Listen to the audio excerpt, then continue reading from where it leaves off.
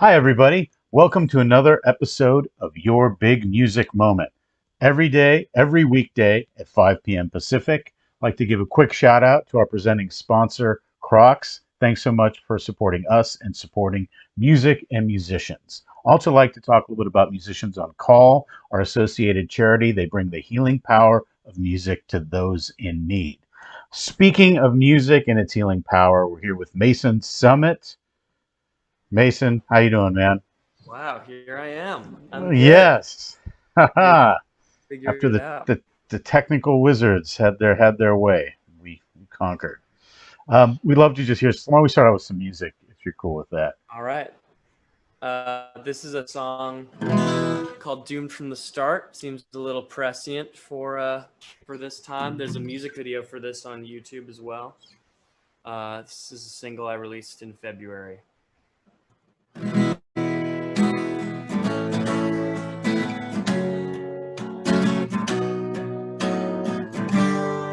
Neither your fault nor mine.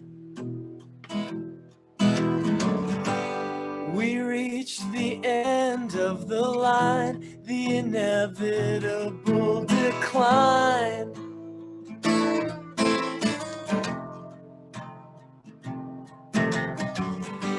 But now I see you complicate. Point fingers, try to implicate me in sealing your fate.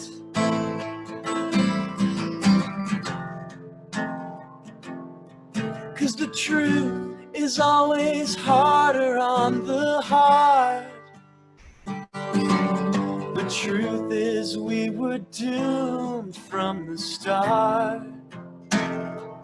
We were doomed from the start. We were born to be apart. We were doomed from the start.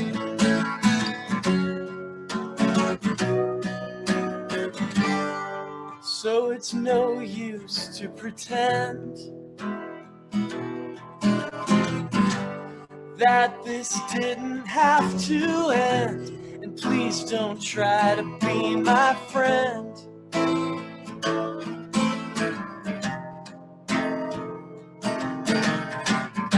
Because there's two lives here at stake.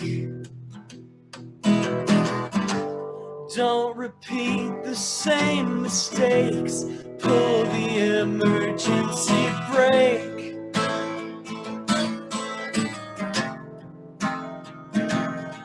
Cause the truth is always harder on the heart. The truth is we were doomed from the start. We were doomed from the start. We were born to be apart. We were doomed from the start.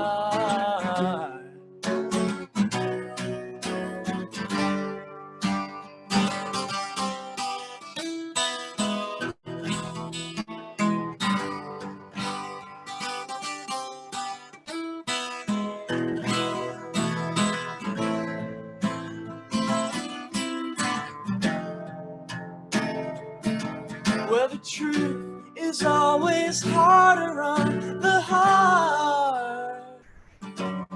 The truth is, oh, the truth is, we were doomed from the start.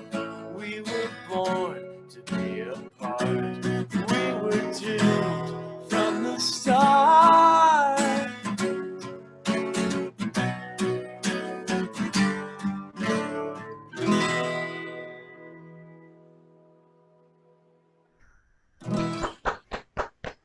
Beautiful. That's Thank you. awesome. That's awesome. Tell me, before I would like to know. We always want to know where you're from creatively and where your journey is here. But more, tell us about that song first. That's really beautiful. Thank you. Well, it's kind of, I guess I'm not someone who believes in fate so much, but I've always been fascinated by the concept of it and kind of fatalism. I'm a big fan of like film noir, where it just seems like there's one bad thing after another, and it's Right. this endless uh, kind of spiral. I kind of love that concept of being just things being out of your control, you know. Right. But the song is kind of about specifically like high school relationships, mine really, and just how it feels like sometimes because of the circumstances surrounding something like a relationship, no matter what you do or how much you care about the person, there's just uh, some factors that prevent it from working out that are Right. out of your control, you know. Right. And in a And the different time or universe, it might Yeah, be the exactly. perfect thing. And for the music video, we kind of played with the final girl kind of horror movie trope. I wanted it to be not sound like a breakup song. I used the concept of the song to be kind of like a slasher 80s horror movie pastiche, and I think it worked out really well. My friend directed that. Where can everyone see that? Is It's that on just go? YouTube, just Mason Summit Doomed from the Start, and that's a single that came out on February 14th for Valentine's Day. The And slasher romance Valentine's Day song. yeah, and Awesome. the album that it's going to be on is coming out in like next week, June 5th. Yeah. Excellent. Well, we're going to keep our eyes out for that. So so you're in Los Angeles now. Where did you grow up, and why are we sitting here with you with your guitars behind you? You know, you making this great music. What was that? How's that path I grew up wind? about 15 miles from here in Santa Monica. I'm in Chinatown now, and the reason I'm here specifically is actually my girlfriend interned at Big, uh, like a Ah, couple years ago, ah, and that's how I heard of you guys and what you do. But good. I come from a really artistic family. My brother is a poet and musician. My mom is a poet who produces literary events, and my dad was an actor and a musician. And so Wow. I grew up also like my dad was a baby boomer, and so I kind of got exposed to a lot of different generations of music. Like my mom was really into the 70s singer songwriter kind of stuff, like All Jackson right. Brown and Blood on the Tracks, that kind of thing. And my dad would show me stuff like the Monterey Pop Festival and the Dick Cavett Show, like Janis Joplin, and like a lot of All right. psychedelic rock, and even back like to the 50s. And my parents were always just I'm really lucky to come from such an artistic and supportive family who supported me playing live from an early age and would kind of help me make that happen. Like they were always looking out for me and That's great. like trying to find opportunities for me. And I was lucky enough to go to the USC Thornton School of Music, just a few miles away, which I just graduated from. Uh, Congratulations. so I think having parents, thank you, having parents that kind of understand being an artist is just a All really right. special thing. It's a I whole think. different game. You know, it's you're alive at different times of day, as we are talking about earlier. Just being an artist is a different type of existence Yeah, than and just others. growing And up with instruments in the house and being familiar with the artistic process here, like both my parents were creating things. You know, I would see my dad's songwriting process and my mom's poetry oh wow, process, and it's like I heard a quote from Sly Stone where he was talking about his upbringing, and he said like growing up everyone in his family played piano, and he didn't realize until he went into the real world that not everyone grew up that way. He thought that right? music was something everyone did in their Yeah, house, and yeah. he didn't know anything else. And I thought that was so cool. It's definitely like a nature versus nurture kind of thing. Like it just never seemed like there was any other path, I guess. That's great. That's something that's lost. You know, the family that in Appalachia or wherever the families used to gather around after dinner. You played music. You were Right. creative. There were because there was no TV and there was one show on radio or whatever. That might be. something we're approaching differently as a culture right now. Um, Definitely. but but I want to come back. Poetry is it's the economy of poetry really is impactful as the economy of music is. But let's hear some more. Let's hear some more tunes before we talk about Yeah. that. So I'll do a couple songs. This is my most recent single, and it's the title track from my upcoming album. This one's called Negative Space. Friend, I've seen that look before. It just gets worse the more you try to ignore. But fear not, I've found a cure. Millions swear by it, rest assured. 'Cause I'm what's left when the rest has been erased. Standing in the negative space. Close your eyes, let the darkness take its place, and join us in the negative space.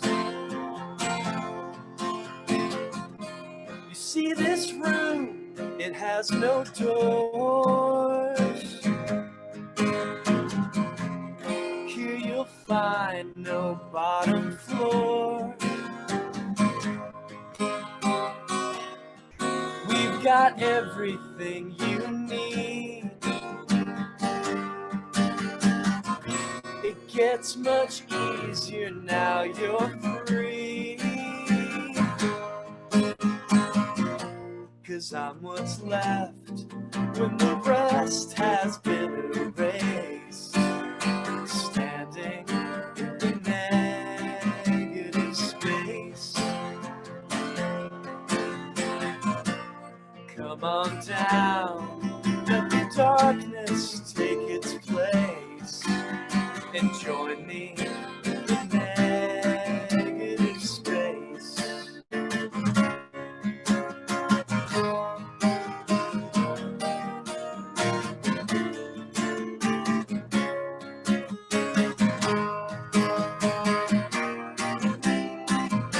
So here's what's left. Now your world's been laid to waste. There's nothing but the negative space. Close the door, let the darkness take its place, and join us in the negative space. Now join me in the negative space.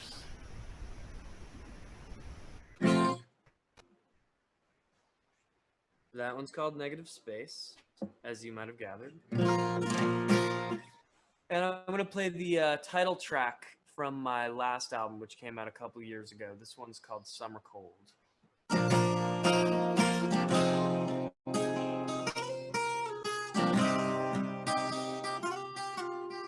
I've got this summer cold that doesn't seem to pass, and I hope it doesn't last too much longer.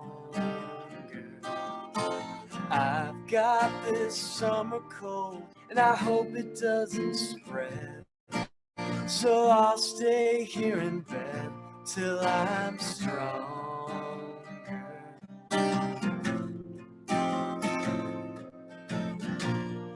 I caught it from you. You don't cover your mouth when the sick starts to spew and the blue starts a brewing. I caught it from you. I thought I was fine, coughing up blood all of a sudden.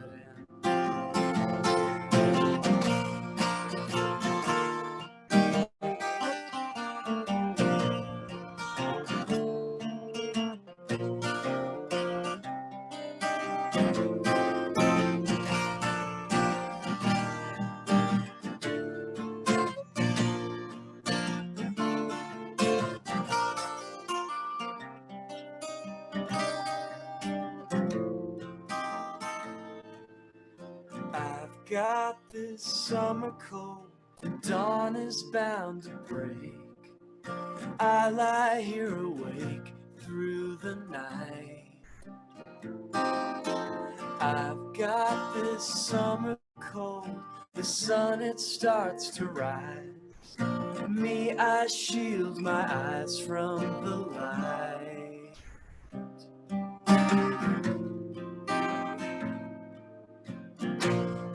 If you only knew all the damage you've wrought, the afflictions you brought on this path you have chosen.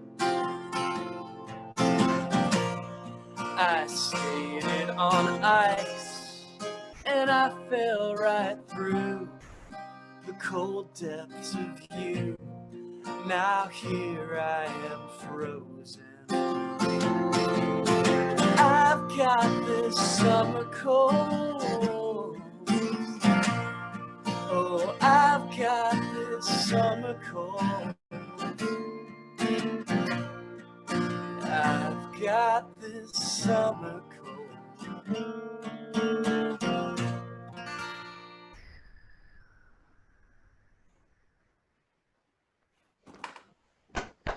Wow, those are two killer songs, man. Thank you. Very cool. I'd like the obviously, I mean, the summer cold and some of the imagery. I realize it's a metaphor, but it's obviously a little bit of a prescient metaphor at this Yeah, juncture. that's You weird. know, It's kind of been it, happening. I've noticed that with yeah, some of my recent songs. I mean, I tend to uh, I tend to do some of the kind of psychosomatic stuff. Like a lot of the ways my kind of mental stuff happens is physically, like it right. manifests physically, and so it's a metaphor that I do gravitate towards. And that's interesting. That's and you talk about your mom being a poet, and obviously your lyrics are very poetic. But poetry is such a refined art, and it's lyrics are poetry, but with the added burden of fitting into a song structure that's changing. I know poetry fits into its various structures, but sometimes you don't have that much flexibility in a song. Mhm. You know, there That's needs to true. be you got to have a vowel here, or if you want to hold the note, or whatever it is, if you want to. But I think it's really interesting that that's part of your influence. And the negative space. That's such a also powerful metaphor, and the opposite of form in Thank art. So how is that? Have you ever co-written something with your mom? Not with my mom, I haven't.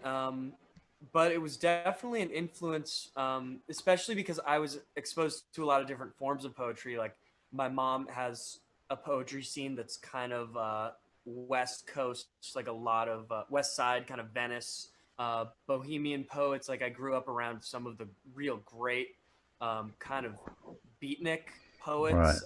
There's a guy named Michael C. Ford, who's a family friend. Stevie Kalinich, who wrote lyrics for the Beach Boys, is a family friend. And I would hear people read. I think something that's really important to me is hearing poetry read is a much different experience than reading right, it on the page. right, I think right, that had an impact on me. And then my brother has like a PhD in creative writing and is very much kind of a formalist and an academic style poet, which has a lot more to do with those traditional forms and structures. right. And yeah, it's just a big melting pot. And of course, like you said, lyrics as poetry Yeah, as and that's well. where It's I've never really tried writing poetry too much, but I have co-written lyrics. I like to write the music and lyrics at the same time so it all kind of okay, fits together. right, It's unfortunate when you write a line that doesn't fit like yeah, syllable wise with the music that you just wrote. yeah, and that writing the music and the lyrics together that's a uniquely solo experience, I think. Right, exactly. That's you're doing battle with the void by yourself on Right. that one. Well put. Um, that's it's really great. I think that understanding how much thought goes into all of this, not only is it in each particular song, but the approach behind it. and where it all comes from, and all of that exposure to other people's art, and your own life.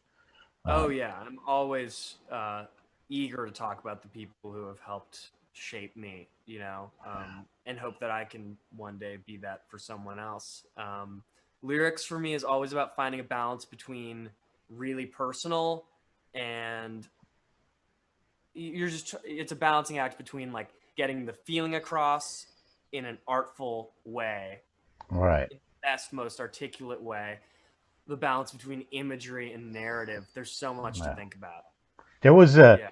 in talking about your own personal experience, there was listening to an interview with Janelle Monáe, and she was talking about in her first record, she had a brilliant artist, and very forward thinking, but she had some lyrics, and she was young, a bit younger at the time. I mean, she's young now, from my perspective, but she had written something that about her mother and about some of that youthful angst came out in this line, and she was kind of really a little bit thinking that wasn't she had matured beyond that emotion, and was a little bit kind of upset that it was in the song still, and so she shared that. And is there anything like that from your now you mentioned you have a record and now you're doing Yeah. another one, and are there some you're like, oh, I would rephrase that?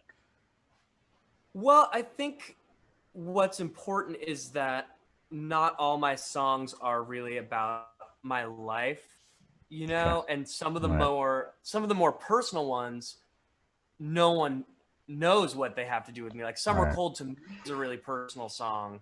Uh and it's about I a lot of songs I don't realize what they're about until I'm about halfway through writing them. And I Yeah. started Summer Cold as kind of like a metaphor for feeling depression in a happy setting, like you can be among friends or out in the sunshine at the beach, but All right. internally what's going on is so different, and it's kind of like a lingering sickness. And then about halfway through, like when I was writing the second chorus or bridge or whatever you'd call it, I realized, oh, this is about me dealing with grief and trauma, and I didn't even Right. really know that, Right. um That and that's the I song think that's yeah, yeah that's a great perspective. Sorry, I didn't mean to cut you off. the That's a song I'm great going to close perspective. with is about seasonal depression and about grief. Yeah. I think definitely a lot of artists maybe sometimes have a hurdle of feeling like, oh, I can't expose this part of myself in a song. But it's kind of like, Right. if not in your art, then where are you going to do it? Yeah. That's the place to do it. I never try to be a super confessional songwriter per se, but you can't close off any part of yourself in Right. your art.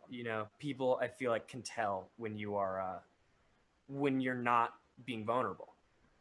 Yes, and that's the one thing that musicians, that's why I think that fundamentally we as fans have so much respect for musicians, because they are, operating without a net emotionally. You're showing, either if it's not about yourself, it's still your true opinion about something without any varnish and anything to fall back on. Yeah. I So, understand the thing, like sometimes you write something and you're like, wow, do I want to put that out, or is that just right. me? Um, but probably if it makes that kind of response in you, it'll Yeah. get a visceral response in somebody else. I think that that's yeah, and that's exactly the right way to look at it, and how that that you're talking fundamentally as an artist because you want to influence others, and it doesn't matter for yourself what that means. It matters what it means to them. And I think that's amazing. It's great. We got some deep and good perspective. Yeah. Awesome. Do you want to close this out and play one more Yeah, track? let's do it. All right. Thanks for being here. My pleasure. Thank you for And having me. everyone, please visit all the socials. Go to our social, go to Mason Summit, and donate, listen, look, watch, see, and appreciate.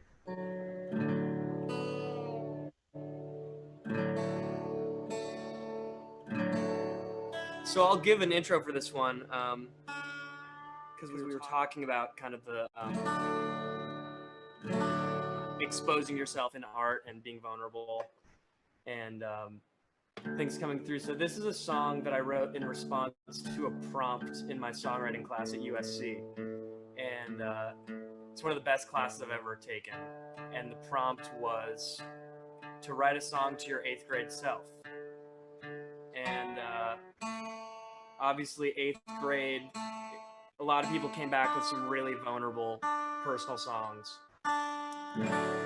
Uh, for me, eighth grade, I was dealing with the trauma of my dad dying in January 2008. And on top of that, I've always had, I think, some form of seasonal affective disorder. So this is a song that really goes out to anyone who's going through pandemic related depression or whatever the cause may be.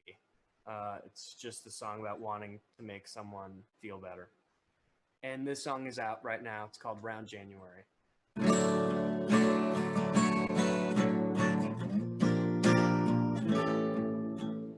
I hope one day I can tell you this won't last and be right. 'Cause I know how you get when sun sets early.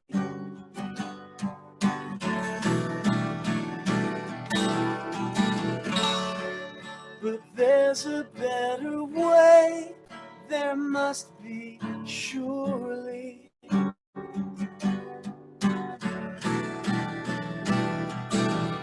And maybe you'll make it out alive.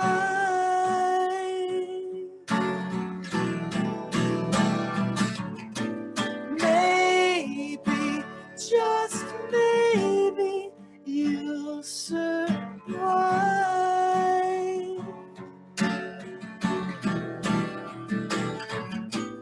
I hope one day you might treat yourself the way you treat most everyone else.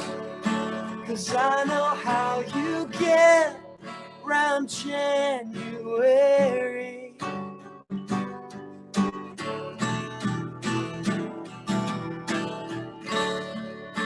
Crumbling underweight, you just can't carry.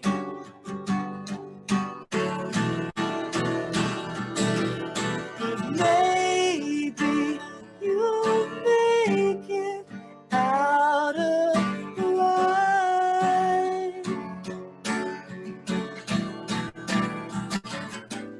Maybe, just maybe, you'll survive.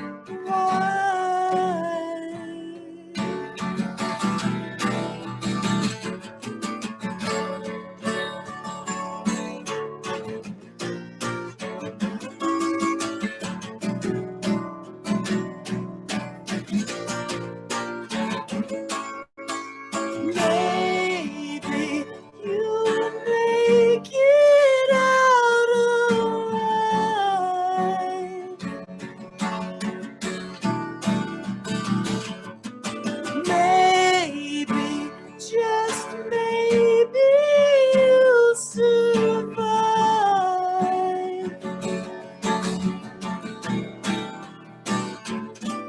I hope one day I can tell you this won't last and be right by your side.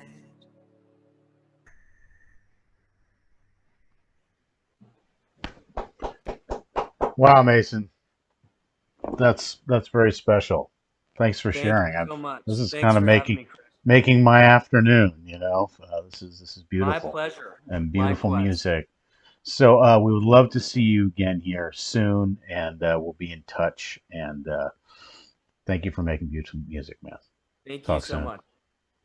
All right. Mason Summit, everybody. Wow, what an amazing artist, a poet and a bard all wrapped into one. I'd like to talk a little bit about Crocs, again, helping us and helping emerging artists. We are Big Music and we are a home for artists. And we offer this stage to artists so they're able to connect with sponsors and connect with members of their artistic community, and of course connect with more fans. And those fans are you. So please go and support Crocs and also support artists like Mason and specifically Mason. So thank you very much. And we will see you here tomorrow at 5 p.m. Pacific time. Looking forward to it. See you then.